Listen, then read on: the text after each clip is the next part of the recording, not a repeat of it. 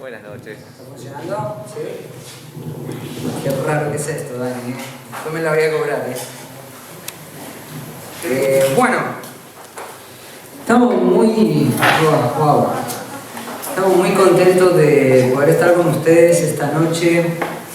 Es un motivo de oración. Estamos como el apóstol Pablo, ¿no? Y diciéndole a los romanos que había tratado de ir a ellos y había sido impedido. Pero bueno, tratamos de hacer este tiempo antes, lo habíamos planificado. Y por un fin de semana nos cerraron todo, la pandemia, lo cancelaron.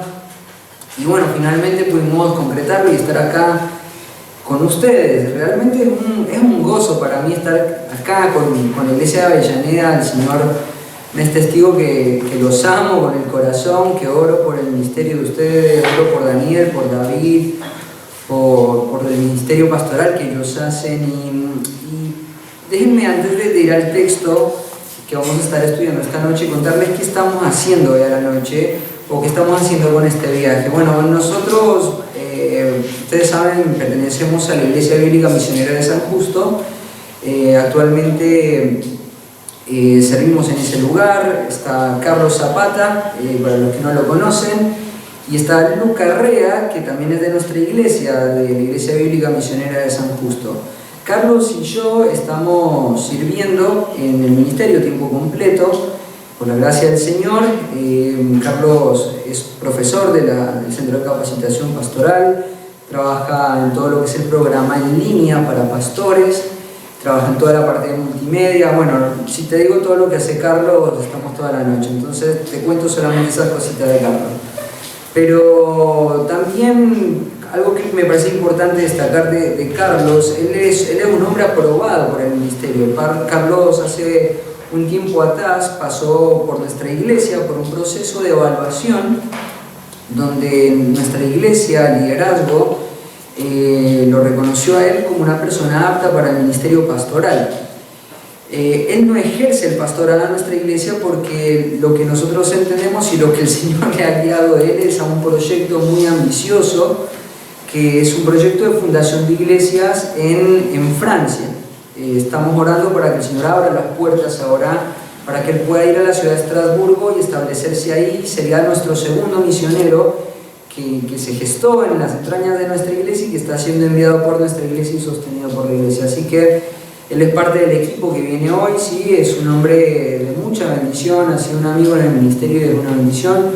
Lucas es parte de los alumnos que están estudiando y que se están preparando para el ministerio pastoral, y también nos acompañan Darío del Rincón, de la iglesia de Tercey del Río. O sea, como ha estado en Buenos Aires, desde la iglesia, es una iglesia de los Hermanos Libres, así que del palo.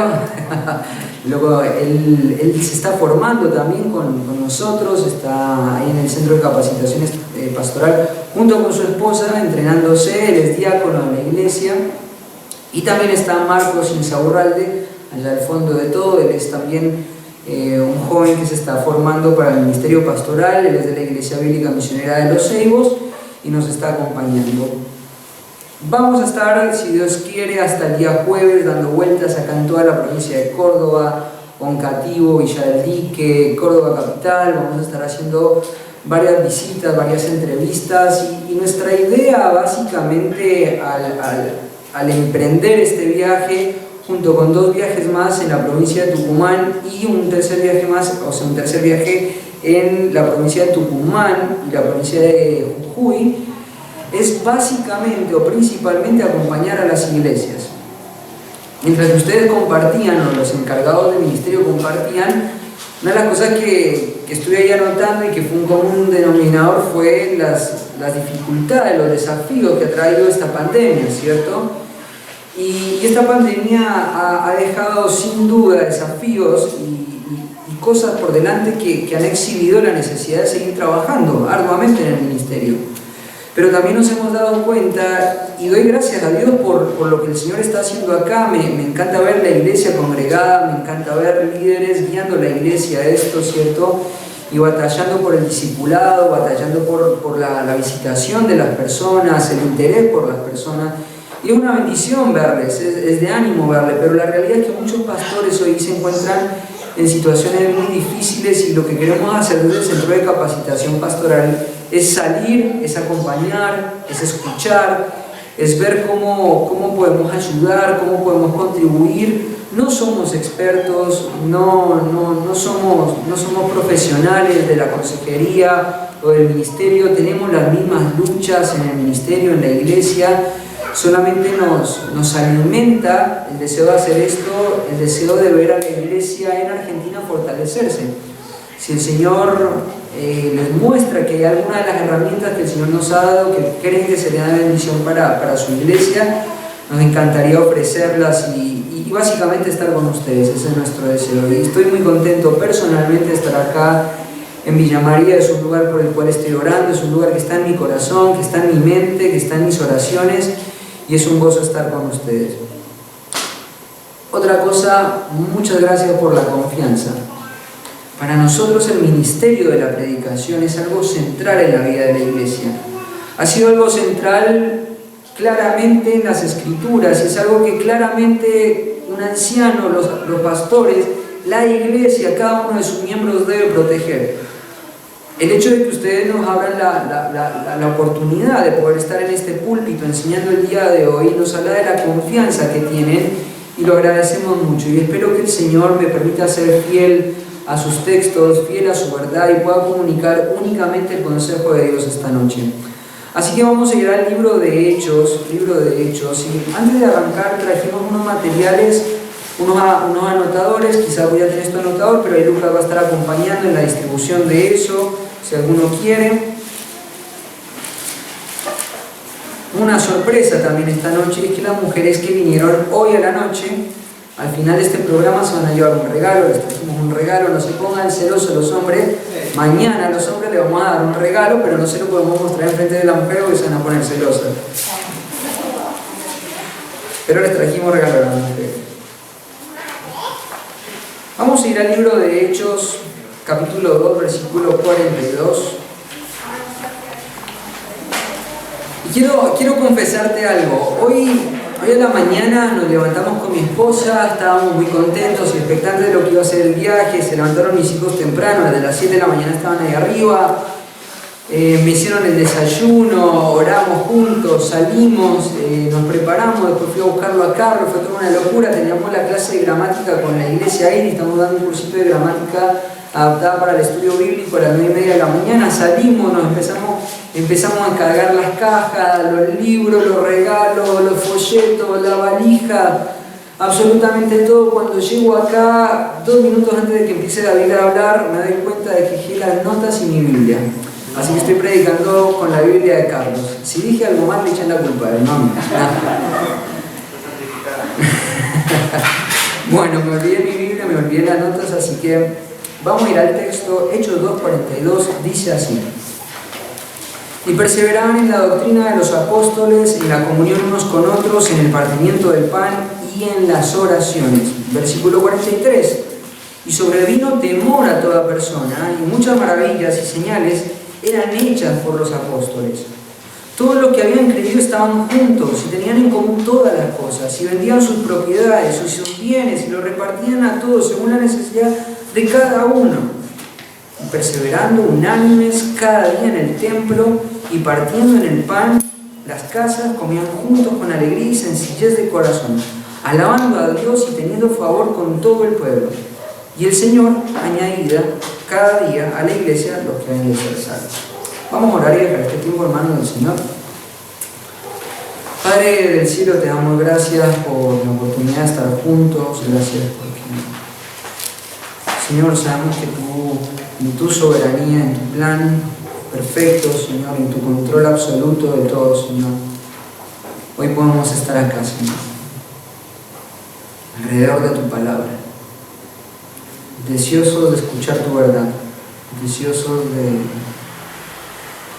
Señor, de que hables a nuestros corazones y de que tu Espíritu Santo use tu palabra para trabajar en nuestros corazones, para nuestra edificación, para, Señor, amoldar nuestro corazón a tu voluntad, para que nuestro carácter sea formado, Señor, al carácter de Cristo. Gracias por la hermosa obra de salvación que has hecho. Señor, no hay nada en nosotros que hubiese despertado un interés en ti por nosotros. Simplemente, Señor, de tu carácter bondadoso, amoroso, misericordioso, lleno de gracia, Señor, has decidido que hoy estemos acá, has decidido que hayamos sido alcanzados, has decidido que seamos rescatados de nuestra vana forma de vivir, Señor. Y hoy nuestras almas, Señor, claman por ti, Señor, el tesoro máximo, el tesoro precioso que encontramos en el Evangelio, Señor. Gracias, Padre, porque hemos sido rescatados, Señor.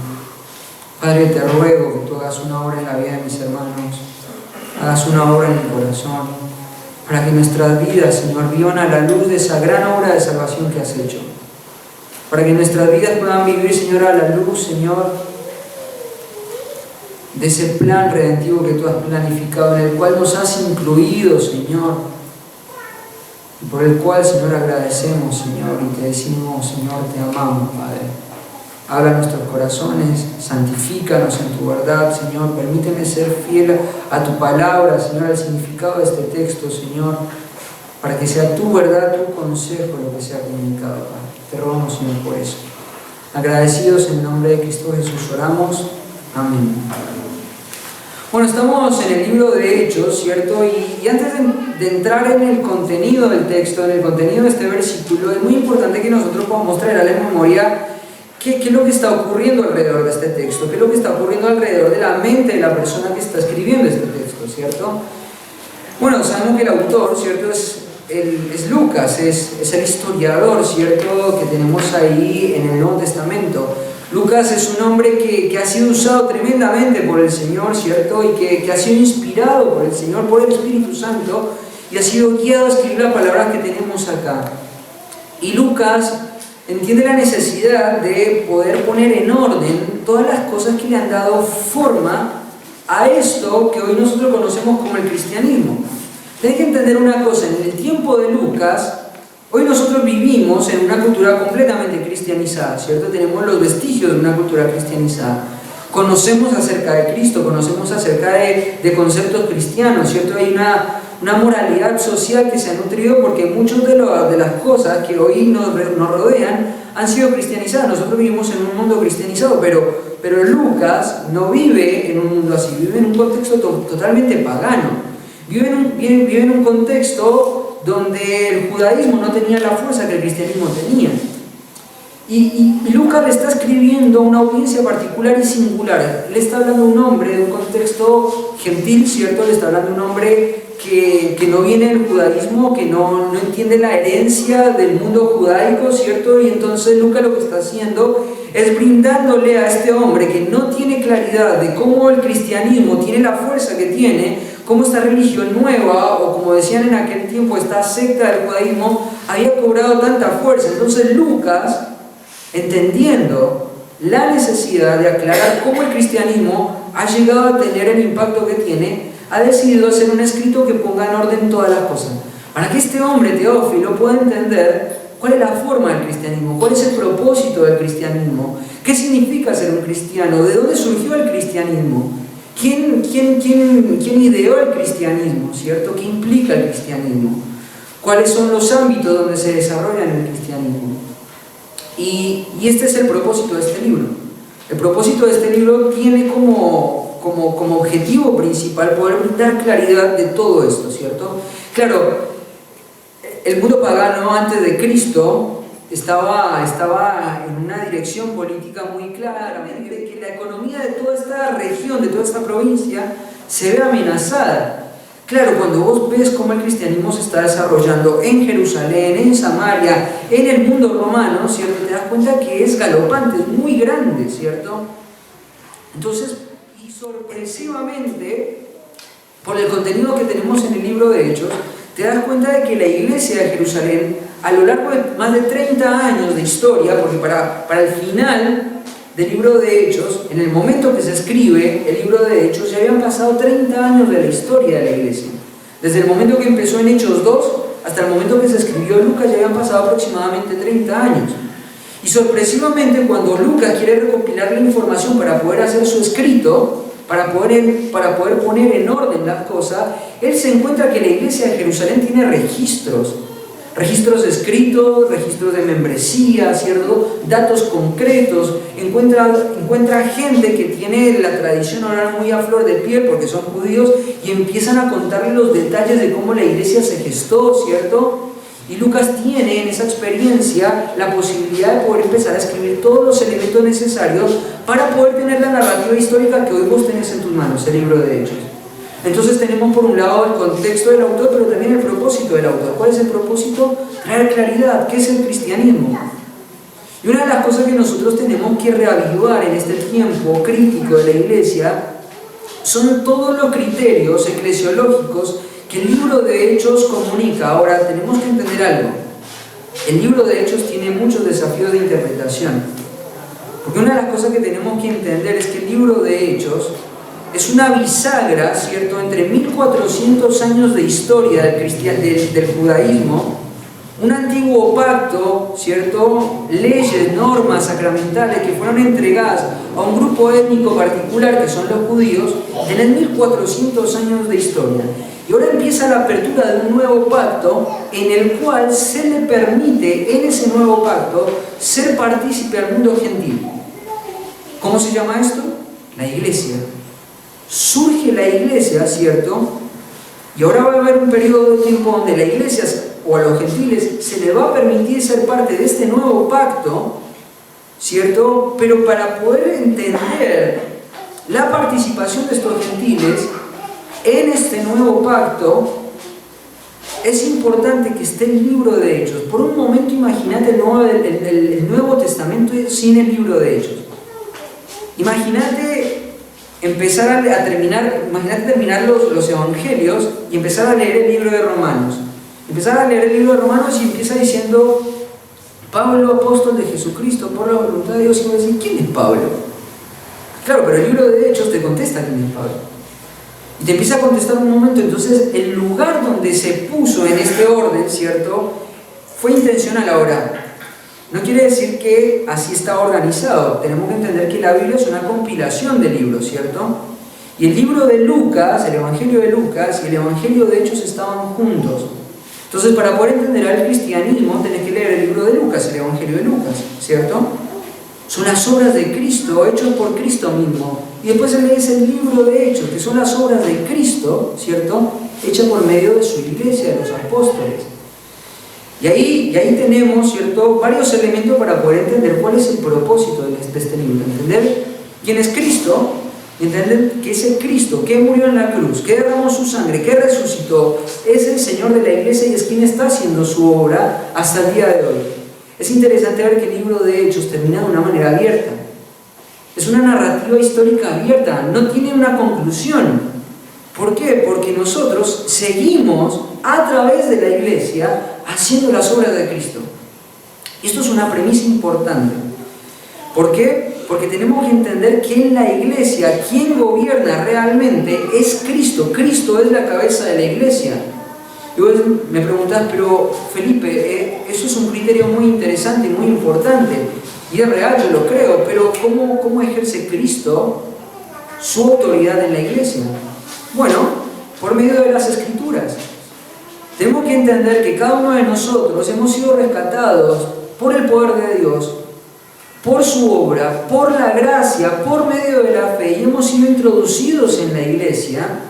Y ahora nosotros, en esa salvación tan grande, introducidos en la iglesia, debemos entender que Cristo es quien gobierna a través de su palabra.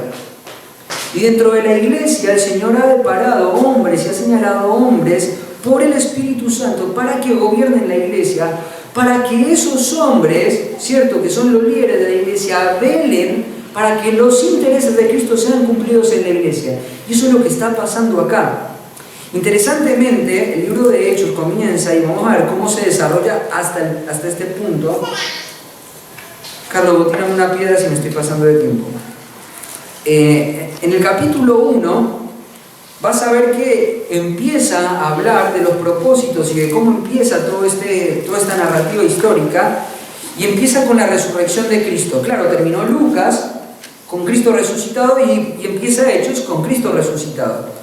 En el capítulo 1 vas a ver que el Señor Jesucristo estuvo 40 días instruyendo apareciéndose a un grupo no menor de testigos y dando instrucciones claras, ¿cierto?, en cuanto a lo que se venía.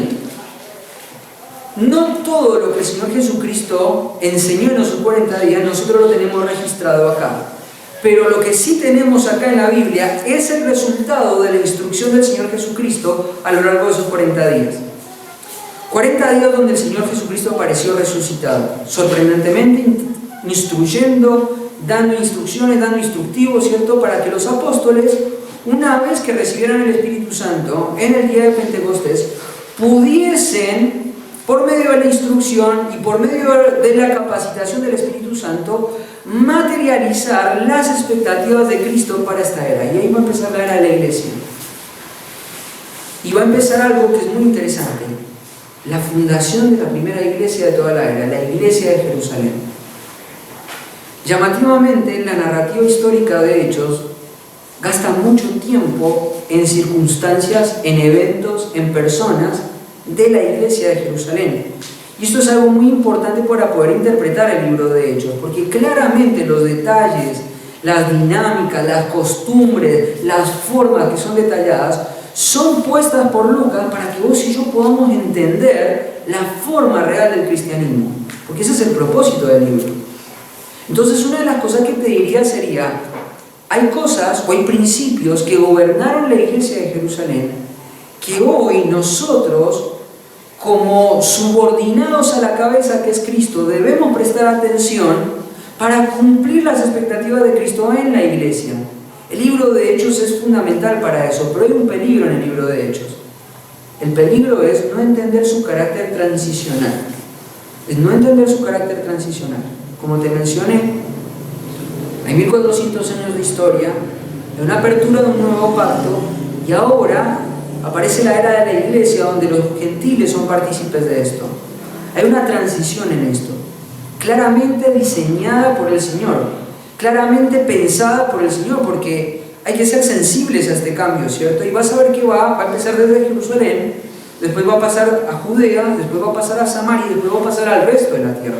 Hay transición en el libro. Entonces, es muy importante que cuando yo estoy extrayendo un principio para mi iglesia, para mis criterios eclesiológicos, ¿cierto?, para la práctica de la iglesia, tengo que entender que hay una transición. Tengo que entender de que no es un libro prescriptivo el libro de Hechos, es un libro descriptivo. Entonces, debo ser cuidadoso, ¿cierto?, a la hora de interpretar cosas. Hay cosas del libro de Hechos que no son para nosotros. Como por ejemplo, una de las cosas que vos vas a ver acá es que ellos se juntaban en el templo de Jerusalén, ¿cierto?, en el pórtico de Salomón. Si vos tomás el libro de Hechos como un libro prescriptivo, entonces tendrías que decir, bueno, tendríamos que reunirnos o en el templo de Jerusalén, o en Jerusalén, o en algún lugar particular, ¿cierto? Porque es donde la iglesia. Hay costumbres que son particulares del contexto de la iglesia de Jerusalén. Pero hay principios, hay valores y hay doctrinas que gobernaron a la iglesia de Jerusalén, que tienen que estar presentes en nuestra iglesia si queremos que nuestra iglesia represente los valores y los intereses de Cristo, quien es nuestra cabeza. 50 días después de que el Señor resucitó, ¿cierto?, bueno, entre la Pascua y el Pentecostés, o la fiesta de las primicias, hay 10 días, o aproximadamente 10 días, ¿cierto?, donde el Señor Jesucristo asciende, y hay 10 días donde los apóstoles están dedicados totalmente a la oración y están aguardando a la manifestación de esto que el Señor Jesucristo ha prometido. En el capítulo 2, un mes y medio después de que Pedro negó al Señor Jesucristo, se levanta Pedro, capacitado por el Espíritu Santo. Déjenme aprovechar el contexto de la iglesia con una hermenéutica excepcional, y predica un mensaje hermoso, ¿cierto?, que el Señor va a usar grandemente.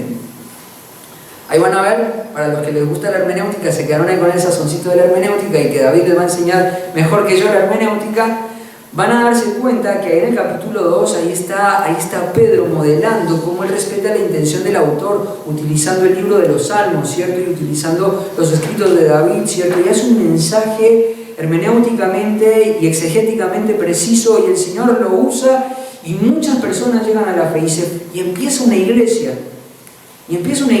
con características muy interesantes.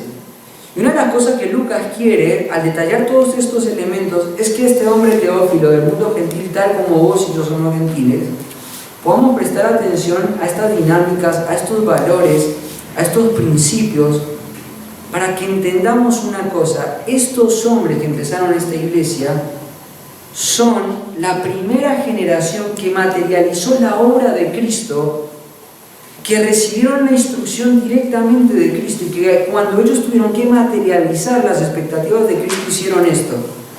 Entonces, cuando vos decís, bueno, yo quiero que mi iglesia sea una iglesia bíblica, quiero que mi iglesia sea una iglesia que representa los intereses de Cristo, tenés que ver estos textos. Tenés que verlo con los ojos abiertos, tenés que prestarle atención, tenés que tener hambre por ser obediente a lo que estos textos están comunicando.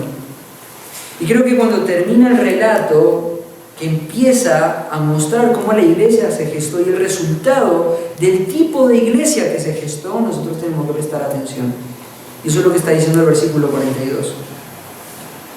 El versículo 42 es el cierre de un párrafo, pero también de la última idea que va a abrir la apertura a ciertas características que el Señor ha diseñado para la iglesia, para que la iglesia cumpla la promesa que Él le dejó en Mateo capítulo 16. Las puertas del Hades no van a prevalecer contra ella. Ahora, permítanme usar ese texto. Lo conocemos, ¿no? El pasaje de Mateo. Es esa promesa. A veces, cuando se habla de ese texto, la imagen que a muchos les viene a la cabeza es la imagen de que la iglesia está acá, ¿cierto? Y está Satanás atacándole, ¿cierto? Y entonces la iglesia puede resistir los ataques de Satanás. Pero no es eso lo que está queriendo comunicar Mateo. Lo que Mateo está queriendo comunicar es una idea totalmente distinta. Está la muerte, el Hades, ¿cierto? Reteniendo a sus muertos, teniendo ese grupo de personas cegadas, y las puertas son el lugar de resistencia de una ciudad.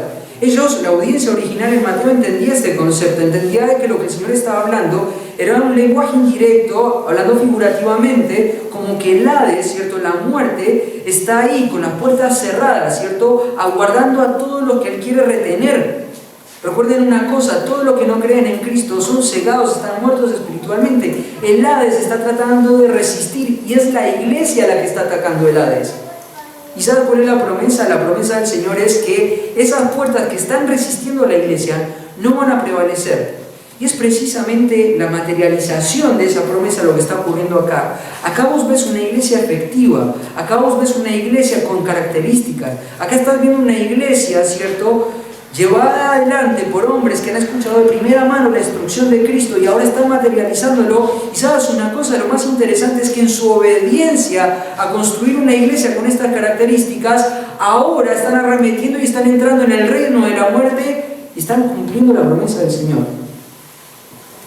Y acá tenemos un texto que es muy valioso, que es el pasaje de Hechos 2:42.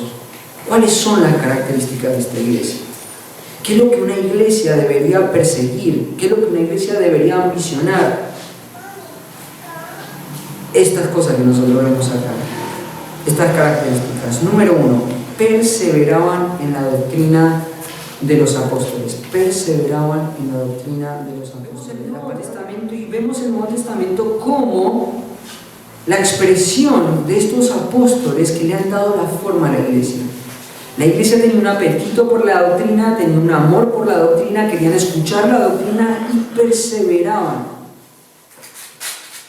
Hoy vivimos en... Ninguno tenga en poco tu juventud. Este es un pasaje que conocemos bien. Sino sé ejemplo de los creyentes en palabra, conducta, amor, espíritu, fe y pureza.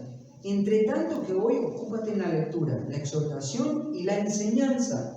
No descuides el don que hay en ti, que fue dado mediante profecía, con la imposición de las manos del presbiterio. Ocúpate en estas cosas, permanece en ellas, para que tu aprovechamiento sea manifiesto a todos. Ten cuidado de ti mismo y de la doctrina, persiste en ello, pues haciendo esto te salvarás a ti mismo y a los que te oyeren. Este texto que nosotros estamos leyendo en 1 Timoteo, no te olvides que está siendo dado en el contexto de una iglesia local, la iglesia de Éfeso.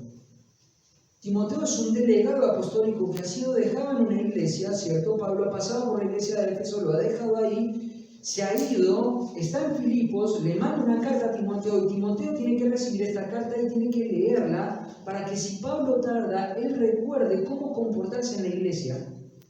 Comportarse en la iglesia requiere que su líder, su delegado apostólico, la persona que está presidiendo la iglesia, tenga una actitud perseverante con la doctrina.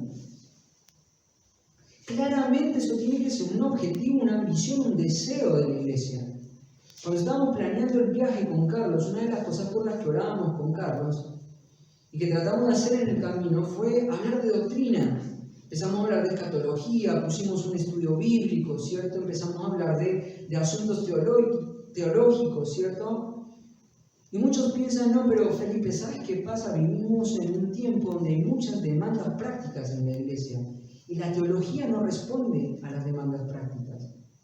Ahora, esto no es verdad. Por amor al tiempo no lo voy a hacer, pero lee Tito capítulo 2.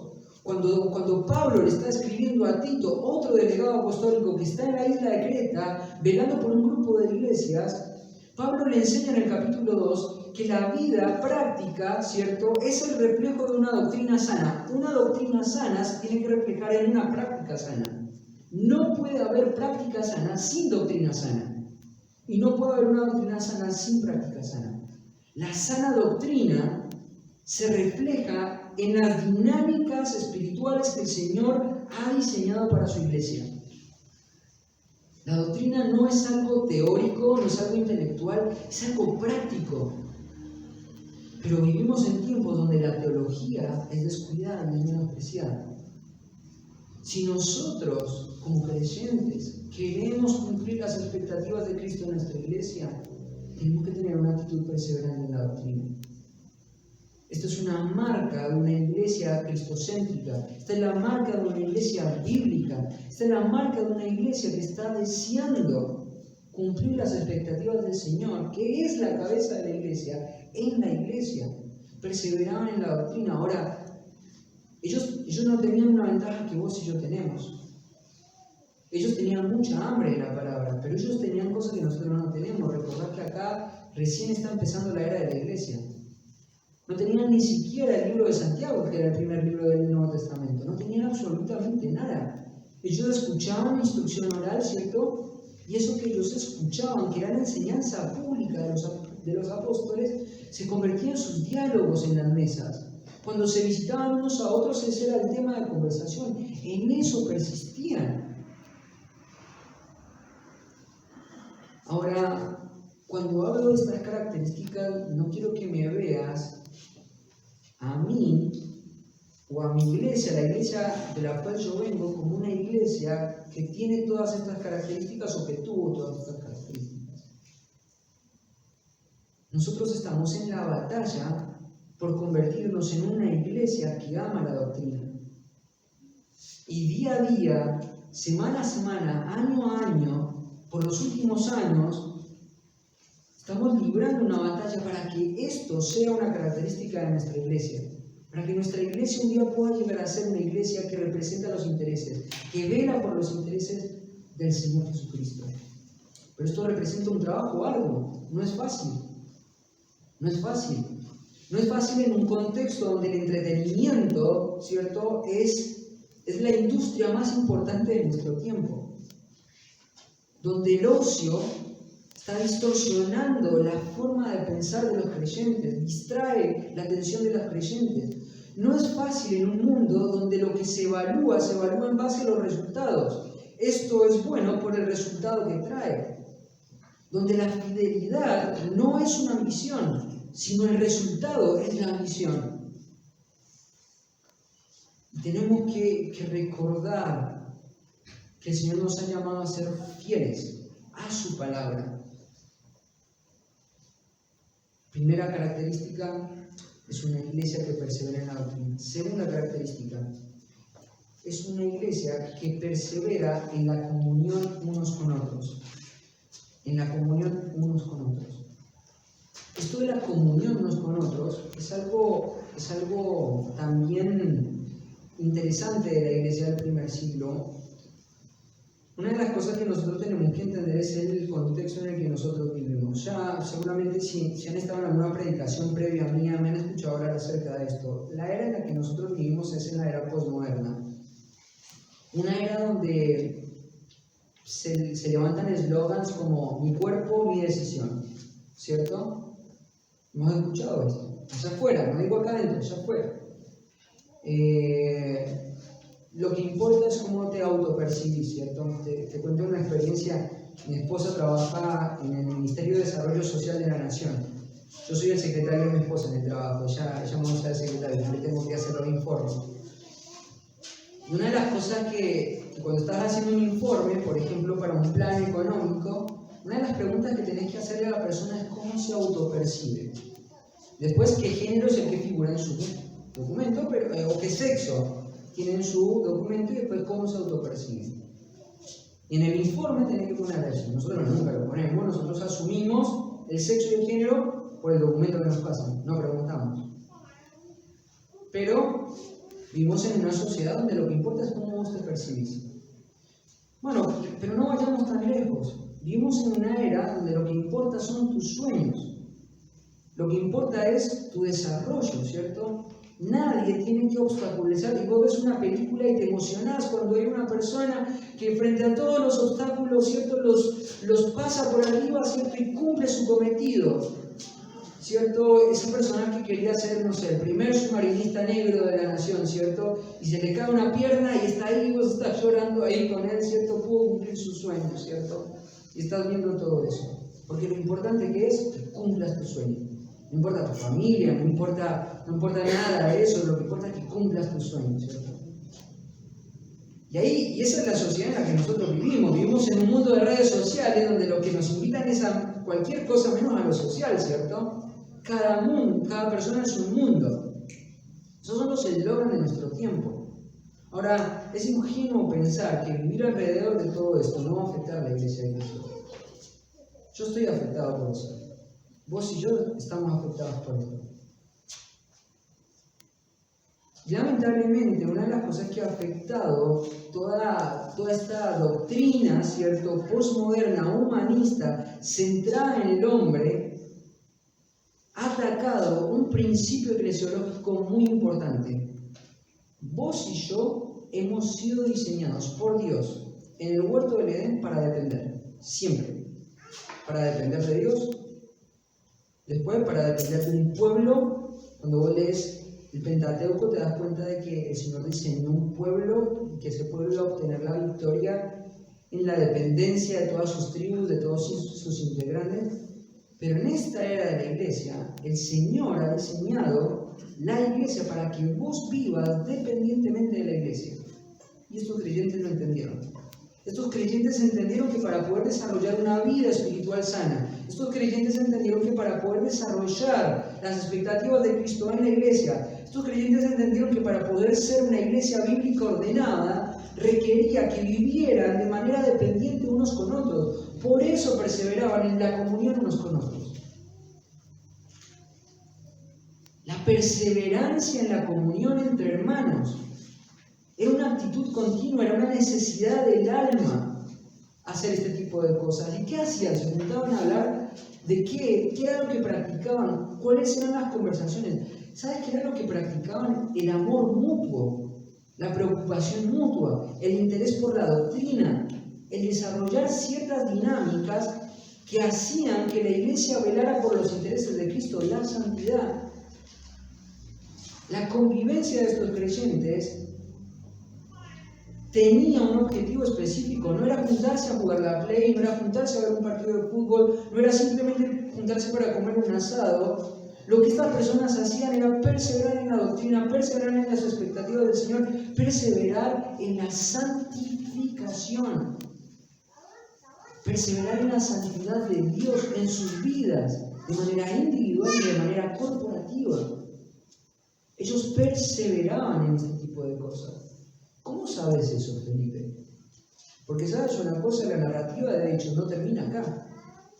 Cuando vos empezás a ver el resto de las narrativas que vienen más adelante, la disciplina de la iglesia, la protección de la santidad de la iglesia, ¿cierto?, el resultado de velar por eso, te das cuenta de que esto era central en la vida de la iglesia. Los creyentes vivían de manera dependiente. La perspectiva de las finanzas, por ejemplo, muestra claramente la forma intencional, profunda que vivían en las relaciones eclesiales dentro de la iglesia. Ser una iglesia bíblica ordenada requiere que sus miembros vivan en una convivencia permanente, pero no solamente convivencia, no solamente social. Intencionalmente estas dinámicas tienen que tener como objetivo perseverar en la doctrina, perseverar en su santificación.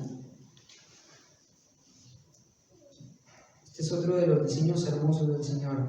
Perseveraban en la comunión, en el partimiento del pan. Bueno, después voy a decir algo más, pero vamos a quedarnos en ese concepto, en el partimiento del pan.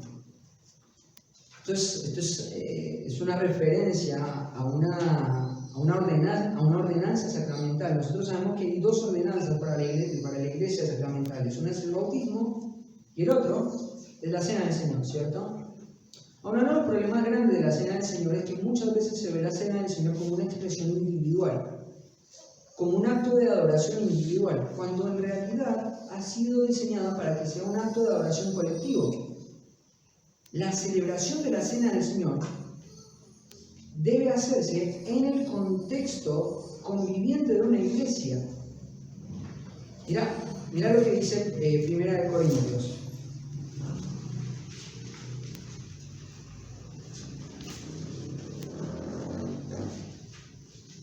Capítulo 11, versículo 17. Hay mucho que podríamos decir de esto, pero dice así, versículo 17: pero al anunciaros esto que sigue, no os alabo, porque no os congregáis para lo mejor, sino para lo peor. Pues, bueno, detengámonos acá. No tenés un texto en el Nuevo Testamento donde se corrijan problemas en la cena del Señor solamente acá, 1 Corintios. En el peor escenario de los abusos, de los maltratos, de la mala intención del abuso del Señor, en el peor de los casos, la iglesia presupuso que para poder celebrar la cena del Señor, ¿qué tenían que hacer? Congregarse. En el peor de los casos, la celebración de la cena del Señor conlleva la convivencia física de su iglesia. Ellos se congregan para celebrar la cena del Señor. Y ellos no se congregan para lo mejor, sino para lo peor. Pues en primer lugar, cuando reunís como iglesia, acá hay otra implicancia muy importante, que también se ve claramente en 1 Corintios capítulo 15. La implicancia es, vos no sos la iglesia cuando estás en tu casa.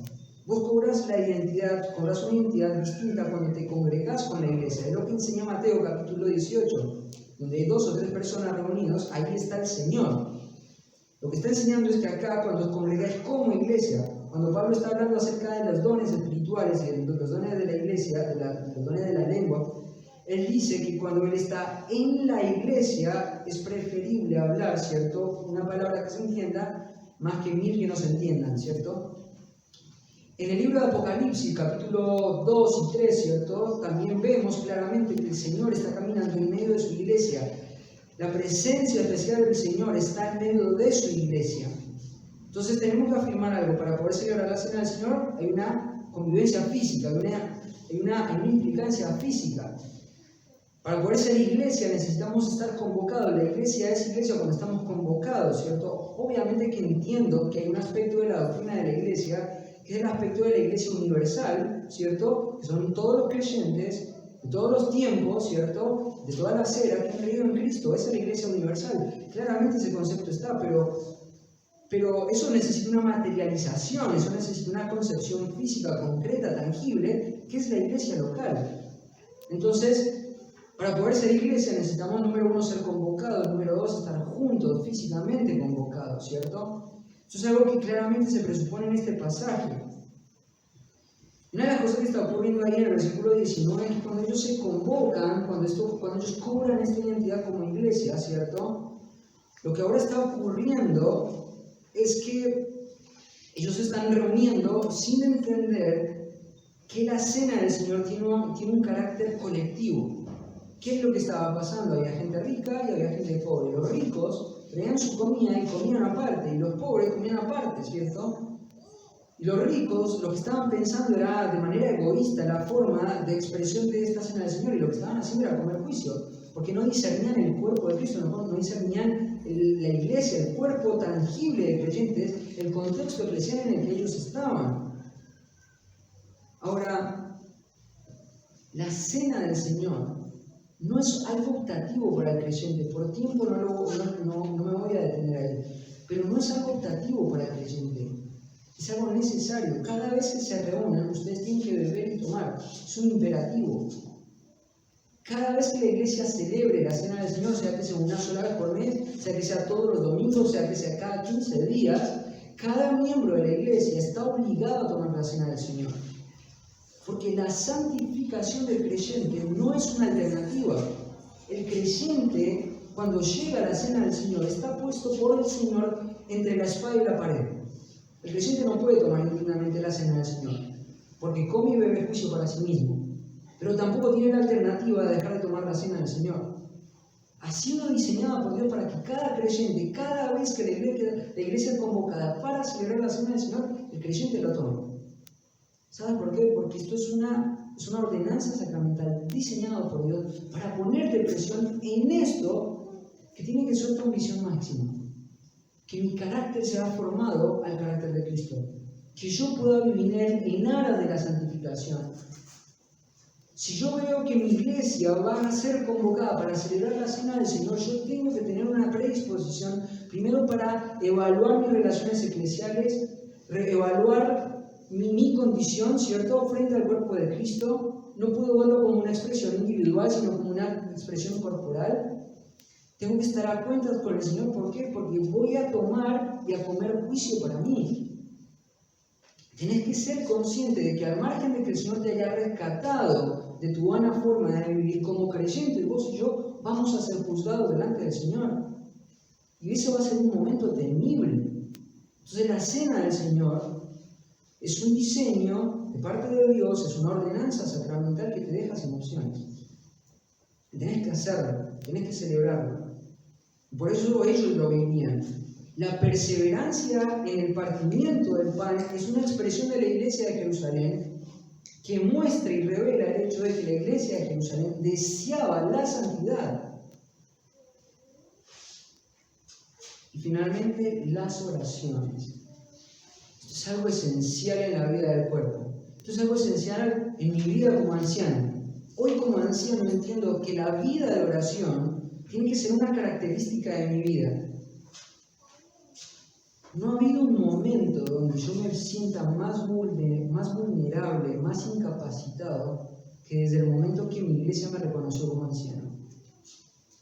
En el momento que mi iglesia me reconoció como anciano me pude dar cuenta de lo incapacitado que estoy, de la necesidad de Dios que tengo. Cada sábado que tengo una reunión con el cuerpo de ancianos, una de las funciones que me han delegado es cerrar ese tiempo con la oración. Cada vez que oro, trato de siempre recordar esto. Señor, es tu iglesia. Ese cuerpo, ese puñado de creyentes fueron comprados con tu sangre. No me permitas dirigir la iglesia con este cuerpo de ancianos hacia un lugar que vos no querés. No me permitas dirigir esta iglesia basada en mi propia prudencia. No me permitas dirigir esta iglesia basada en mis propias perspectivas. Señor, nutre mi mente, mis criterios. Nutre mi intelecto del conocimiento de tu verdad para que tu iglesia pueda ser dirigida en base a tus ambiciones, en base a tus deseos, en base a lo que tú quieres ver en tu iglesia. Y esto no va a ser posible a menos de que sus ancianos, a menos de que la iglesia ore por esto. La oración es el instrumento de Dios, no para torcer el brazo de Dios. Es el instrumento de Dios para que tu corazón sea moldado a su perfecta voluntad, que ha sido planeada desde antes de los tiempos, que va a ser llevada a cabo donde Él quiere. Él hace su voluntad como Él quiere. Y la oración y la herramienta es el instrumento de gracia diseñado por Dios para que tu corazón y mi corazón sean moldados a su voluntad. Donde presento mis peticiones, donde presento mis anhelos, donde el Señor trabaja en mi corazón para que sea moldado.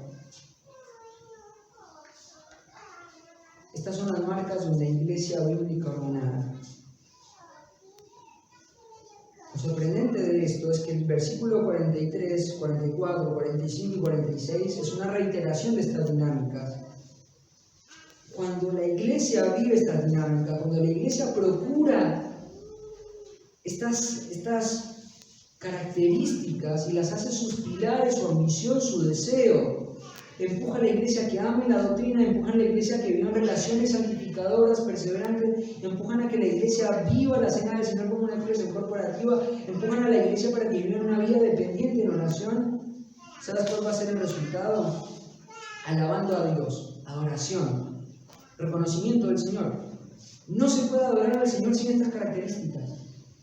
La iglesia va a manifestar esa expresión final que es la adoración, el reconocimiento del Señor. Cuando la iglesia vive esta dinámica, lo que está diciendo es: Cristo es la cabeza de la iglesia, nosotros estamos subordinados a Él. Ellos alaban al Señor. Ellos tienen un impacto en su sociedad, no por medio del trabajo social, no por el trabajo comunitario que hacen. Ellos tienen un impacto porque viven estas dinámicas planeadas por Dios, y el vivir estas dinámicas hace que brillen de una manera tan evidente que una sociedad puede verlo. Pero mirá el resultado más hermoso. Y el Señor añadía a la iglesia los que habían de ser salvos. Una de las cosas que como pastor o como iglesia no debemos preocuparnos es por el crecimiento numérico de nuestra iglesia. Eso ya está determinado por el Señor.